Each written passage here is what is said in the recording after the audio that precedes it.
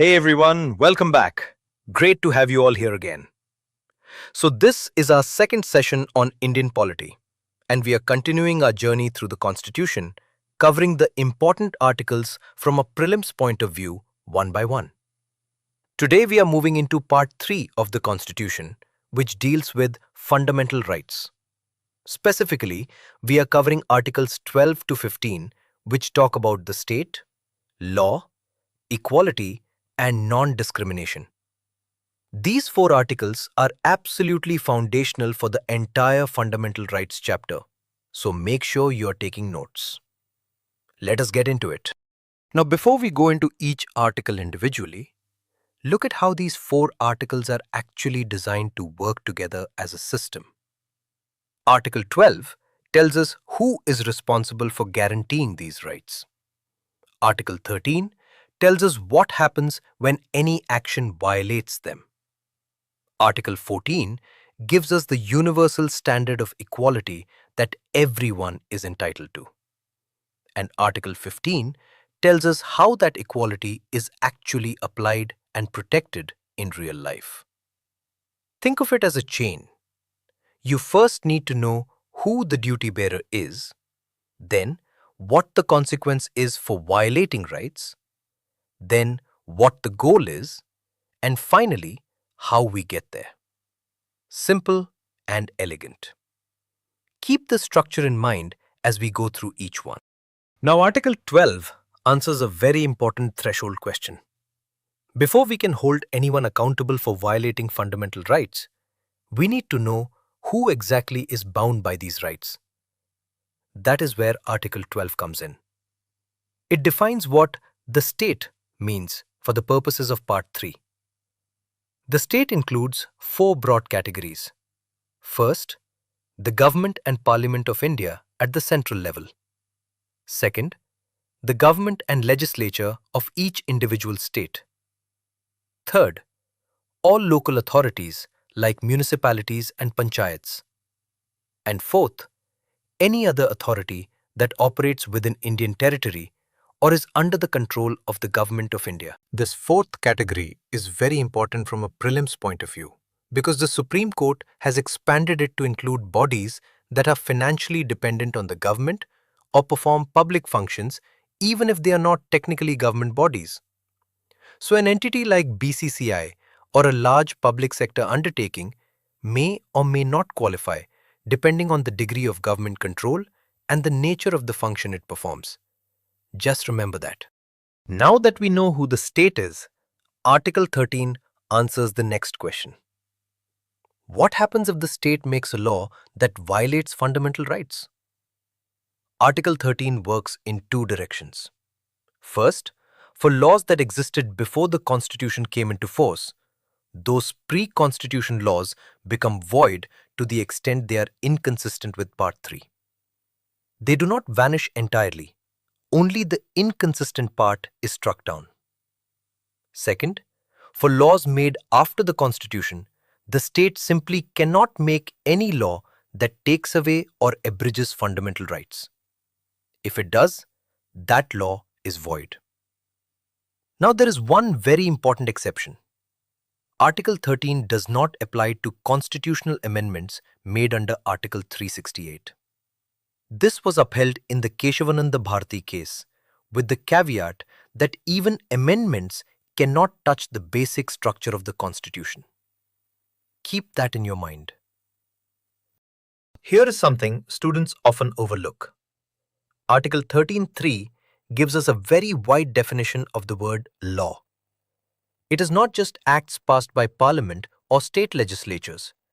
It includes ordinances, orders, bylaws, rules, regulations, customs, and usages that have legal force. Why does this matter? Because it means that even a local custom or a government regulation can be struck down if it violates a fundamental right. The protection is not narrow. It covers any instrument of state power that operates with legal force. So when you see the word law in Part 3, think broadly.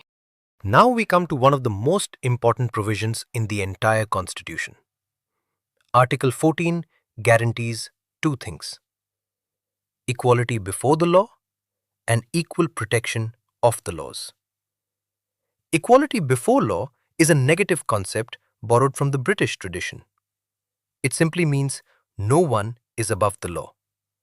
The Prime Minister, a judge, an ordinary citizen all stand equally before the law. Equal protection of laws is a positive concept borrowed from the American Constitution. It means the state must treat like persons alike. In other words, people who are similarly situated must be given the same treatment. There is a critical distinction here for prelims. Article 14 applies to any person within the territory of India, not just citizens. So even a foreign national on Indian soil can invoke Article 14. Remember this difference because Article 15 and 16 are citizen-specific, while Article 14 is not. Next, we come to Article 15. Article 15(1) is the anti-discrimination provision. It says, the state shall not discriminate against any citizen on grounds only of religion, race, caste, sex, or place of birth. Note two things carefully. 1. This applies to citizens only, unlike Article 14. 2. The word only is very significant. If discrimination is based solely on one of these 5 grounds, it is prohibited. But if there are other reasonable grounds for classification, a distinction may be permissible. These 5 grounds are exhaustive under Clause 1. They are not illustrative. So discrimination on the ground of language alone, for example, would not be covered under 15(1), though it might be challenged under Article 14. Article 15(2) extends the non-discrimination rule beyond just the state. It says, no citizen shall face any restriction or disability in accessing public places and resources on the grounds we just discussed. This covers 2 broad categories. First, commercial and entertainment spaces like shops, public restaurants, hotels, and places of public entertainment. Second, state-maintained or publicly dedicated spaces like wells, tanks, bathing ghats, roads, and places of public resort maintained wholly or partly by state funds or dedicated to public use. The spirit of this clause is directly connected to the social reality Dr. Ambedkar was addressing. Untouchability meant exclusion from public life itself. This clause makes such exclusion unconstitutional. Now here is where things get nuanced. Article 15(1) says no discrimination. But the Constitution also recognizes that formal equality is not always sufficient. So it carves out exceptions. Article 15(3) allows the state to make special provisions for women and children. So schemes like reservation of seats for women or welfare programs specifically for children are perfectly constitutional even though they differentiate. Article 15(4), which was added by the first constitutional amendment in 1951, allows the state to make special provisions for socially and educationally backward classes, as well as scheduled castes and scheduled tribes. This is the constitutional basis for reservations for OBCs, SCs, and STs. This is substantive equality in action. Treating unequals equally is itself a form of inequality. Article 15(5) was inserted by the 93rd Constitutional Amendment in 2006. It extends the special provisions for SEBCs, SCs, and STs specifically to admissions in educational institutions. Importantly, it covers not just government institutions but also private educational institutions, whether aided or unaided by the state. So a private college cannot refuse reservation applicability on the ground that it is privately run.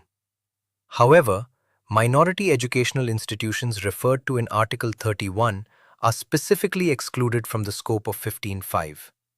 Minority institutions retain the right to administer their own admissions without this provision overriding them. This is the newest addition, inserted by the 103rd Constitutional Amendment in 2019 and upheld by a Constitution bench of the Supreme Court in 2022. Article 15(6) allows the state to make special provisions for economically weaker sections, but these must be sections other than those already covered under clauses 4 and 5. In other words, EWS is a separate and additional category on top of the existing SC, ST, and OBC reservations. The scope is both general advancement and educational admissions, including private institutions, but excluding minority institutions. The constitutional cap is 10% of total seats in each category in addition to the existing reservations. Eligibility is determined by the state based on family income and indicators of economic disadvantage. This slide is your revision cheat sheet. Let me just run through it quickly. Clause 15(3) covers women and children with general special provisions. Clause 15(4) covers SEBCs, SCs, and STs for general advancement. Clause 15(5) covers SEBCs, SCs, and STs specifically for educational admissions and includes private institutions but excludes minority ones. And Clause 15(6) covers economically weaker sections for both advancement and admissions with a 10% cap based on income. Keep this table in your head. Prelims loves testing which clause covers which group and what the scope and limitations are. Now step back and look at the bigger picture. Articles 12 to 15 form a constitutional engine with 4 moving parts. The state, under Article 12, is the actor that generates power. Article 13 is the filter that ensures unconstitutional actions are voided before they cause harm. Article 14 sets the universal baseline of equality that the entire system is trying to achieve. And Article 15 is the reality check, the mechanism that adjusts the baseline to protect the most vulnerable. The takeaway is this: power is restrained by law to achieve equality through protective equity. That is not just constitutional theory. It is the foundational design philosophy of this document. And with that, we wrap up our second session. The central idea I want you to carry with you is that equality under the Indian Constitution is not a passive promise. It is an active obligation on the state. As the slide says, equality is not merely the absence of discrimination. It is the active presence of protective equity.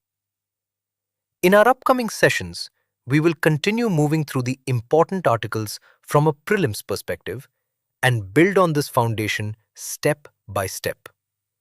Keep revising this material, especially the distinctions between the clauses of Article 15, and make sure you understand which article applies to citizens only and which applies to all persons. That is it for today. Thank you so much for being here. Stay consistent with your preparation, and I will see you in the next one. All the best.